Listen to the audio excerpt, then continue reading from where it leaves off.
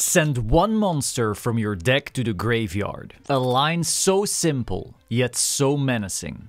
Yu-Gi-Oh! Has had its fair share of powerful cards throughout the decades, but if a new deck broke the game tomorrow and you had to make a bet on which type of interaction was being sent off to the gulags of the ban list once again, you'd want to wager it's a graveyard strategy. After all, Yu-Gi-Oh! Is a game with very limited draw power. Pokémon has cards that read Draw 7, Magic the Gathering has cards that read Draw 3, and Cardfight Vanguard is built on a mechanic that essentially reads draw 2 to 3 extra cards every turn. Yu-Gi-Oh! On the other hand, starts with just 5 cards in hand and then lets you draw 1 extra card if you go second. But more importantly, games of Yu-Gi-Oh! Tend to not last longer than 2, 3, maybe 4 turns. And so while there is a draw phase where one could theoretically draw an extra card, this draw phase really doesn't happen that often.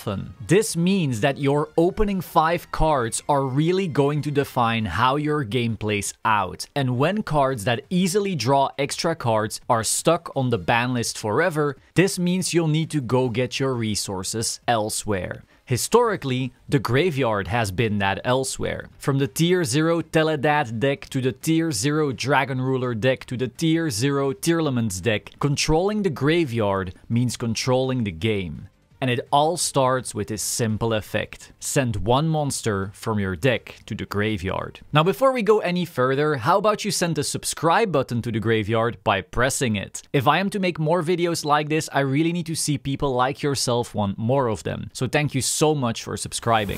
Foolish Burial was first introduced in the Rise of the Dragon Lord structure deck in October 2007. At the time, it was released with a different art from its Japanese counterpart. While we can't be 100% certain why, we can assume the original cross art had too much of a religious undertone, as Konami has been known to censor cards like this. It wasn't until the 2020 Lost Art promotion that Foolish Burial would finally get its original cross art in the English game. Now while I could talk about card art for hours, let's look at this card's track record in the competitive landscape. Within 4 months of its release, Foolish Burial was placed on the Forbidden and Limited list of March 2008 as semi-limited. At the 2008 Yu-Gi-Oh! World Championships, Foolish Burial managed to get 2 top 8 slots in the Lightsworn decks piloted by Takeru Ken Norihama and Takahiro Kawaguchi, the former even managing to get 3rd place. Foolish inside the Lightsworn deck would allow you to send Wolf to the graveyard for a free body or another Lightsworn monster, which could then be revived from the graveyard to your field with Lumina.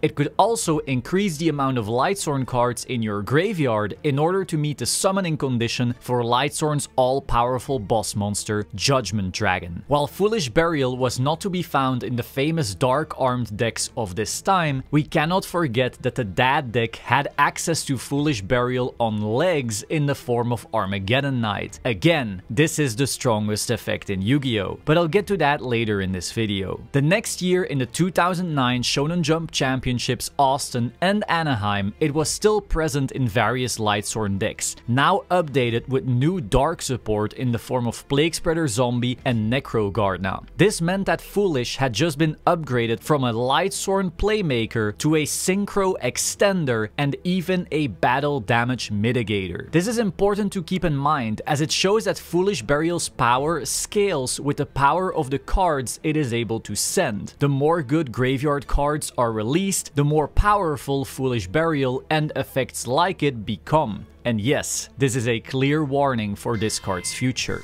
In 2010, exactly 2 years after its first semi-limitation, Foolish Burial was once again hit on the ban list, this time going to Limited on the March 2010 list. And that same year at the World Championships, Foolish Burial snuck into top 8 inside an Infernity deck piloted by Stefano Sluss. But while Worlds is obviously a massive achievement, our little spell card that could manage to make a name for itself in 2010 2010 in an entirely different event, the 75th Shonen Jump Championship Series in Edison, New Jersey. This format in particular ended up becoming such a fan favorite, it is now the most popular legacy format in Yu-Gi-Oh! Edison format. The SJC at the time was won by Jeff Jones, piloting his quick draw Dandy Warrior deck, and wouldn't you know it, Foolish Burial was right there, lying next to a champion trophy. Foolish Burial has been a very powerful card ever since it came out, and even in my quick draw deck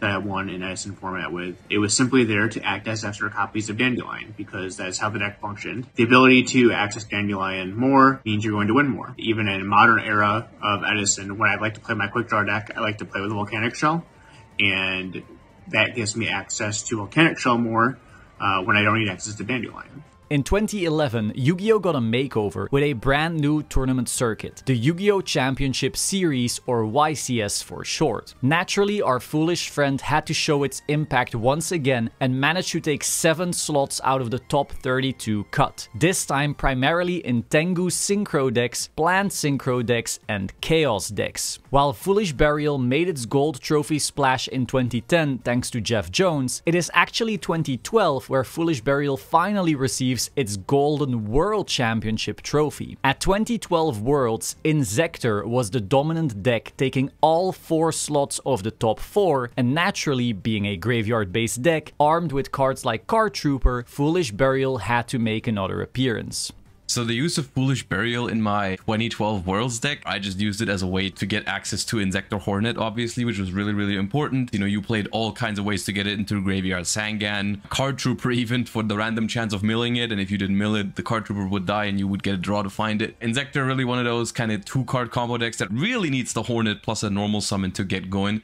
And so that was one of the easiest ways to do it, since it didn't matter whether you had the Hornet in hand or in the graveyard, all the Inzektors were able to put it back. You know, you could find like niche use cases, maybe you would send a target for Call of the Haunted or like an Inzektor Gigamantis into the graveyard if you're missing that for your combo, but for the most part it was just there to fetch Inzektor Hornet. Nothing too crazy, just for added consistency in a deck that needed that Hornet in the hand or the graveyard. Early 2013, it was time for a little break, as Windup, Dino Rabbit, Mermail, and Fire Fist all did not run the card. At YCS Miami, one brave player did manage to top 8 with Dark Worlds featuring a single copy of Foolish Burial, but that was more of an outlier this format. Later that year, Dragon Rulers came out, blasting the Yu-Gi-Oh! Metagame into a new Tier 0 format, but while this strategy was reliant on the graveyard, the Dragon Rulers themselves were already plenty of graveyard fuel. And just like with Armageddon Knight being a Foolish Burial on legs for Dark Armed Dragon, the Dragon Ruler strategy had access to Dragon Ravine, a dragon-specific Foolish Burial with staying power thanks to it being a field spell. Wow, it's almost as if the strongest decks of all time all have their very own Foolish Burial-like effects. Again, more on that later. In 2014, the Yu-Gi-Oh! World Championship was held in Italy, and with a blast from the past was won by Infernity, piloted by Sehabi Kheireddine. And wouldn't you know it, Foolish Burial was in this deck, alongside the now limited Armageddon Knight and Dark Grepher, Armageddon Knight's more costly brother. Infernity took a few more slots in Top Cut at said worlds, and naturally all of them ran the card as well. In 2015, Yu-Gi-Oh! Saw the rise of Nekroz and Burning Abyss, the latter of which used Foolish Burial to great effect. You could access any monster in your entire deck with something like Graph, which can special summon from the deck, Seer, which can special summon from the grave, Libich, which can special summon from the hand, Farfa, which can banish a monster your opponent controls until the end phase, Alich can negate a monster your opponent controls, Calcab can bounce a spell and trap your opponent controls, Barbar if you need a little bit of extra burn damage, and in the end phase you could even search with Skarm. The graveyard is not where all cards go to die. Speaking of Burning Abyss, at the 2016 World Championships, we would see a Phantom Knights Burning Abyss deck place top 8, as well as YCS champion Samir Bahar side-decking it in his Madolche deck at this same event.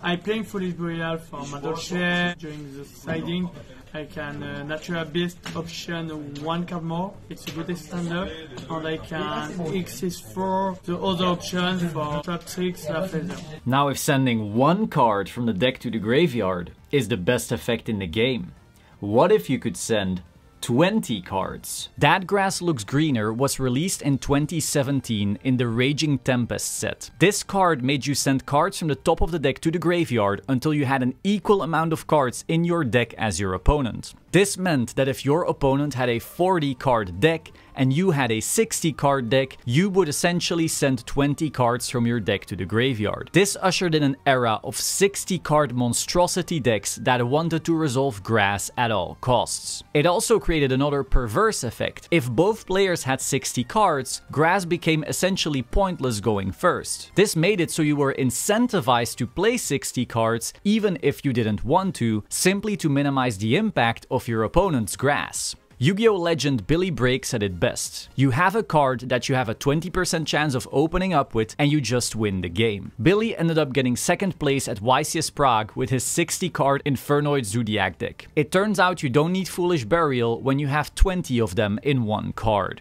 It wouldn't be Yu-Gi-Oh! Without another Tier 0 format, however, as 2017 didn't just introduce Foolish times 20, it also introduced Spirals. Yet another Tier 0 threat, and would you look at that, it plays our buddy. 2018 was another wild time for Yu-Gi-Oh! We saw decks like Salamangreat and Sky Striker, but also decks like Thunder Dragons and Danger Dark World FTK, which focused on beating the opponent before they could play even a single card. While none of those ran Foolish Burial, Danger Dark World FTK did play Curious the Lightsworn Dominion. When this card is summoned, it sends a card from your deck to the graveyard. I wonder where I've seen that before. In 2019, we once again see very little Foolish Burial. Did the card fall off?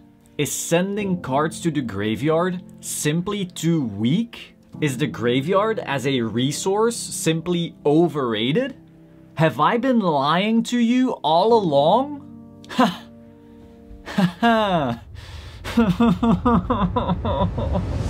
The Adventurer engine was a broken engine that would give you free bodies, a free Omni Negate, and removal all in one card. This one card would get the whole engine live by simply resolving Foolish Burial. Phantom Knights would send extenders to the graveyard with Foolish Burial to ensure they could sidelock you out of the game. Branded would send Despian Tragedy to the graveyard to search Aluber to search Branded Fusion, which meant one Foolish Burial was full combo. Sprite decks could send Nimble Angler to summon Beavers to make Gigantic Sprite, which meant one Foolish Burial was full combo. Tearlaments could send a Tearlament's name to the graveyard, which fused into Kitkalos, which meant one Foolish Burial with an Aqua was full combo. Oh yeah, did I mention Kitkalos sends 5 cards from the deck to the graveyard? I wonder where I've seen such an effect before. It also got Chaos Ruler banned, which sends 5 cards from the deck to the graveyard. I wonder where I've seen such an effect before. And that's not all.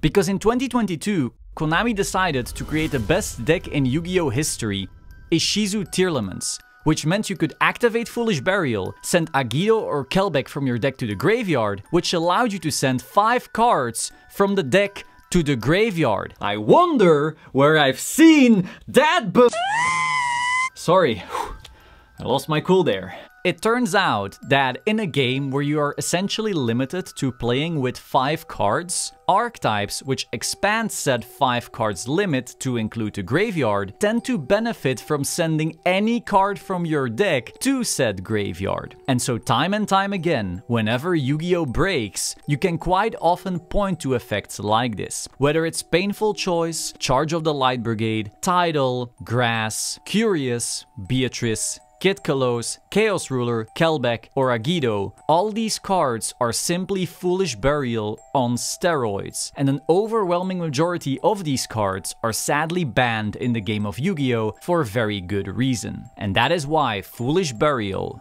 is the strongest effect in Yu-Gi-Oh!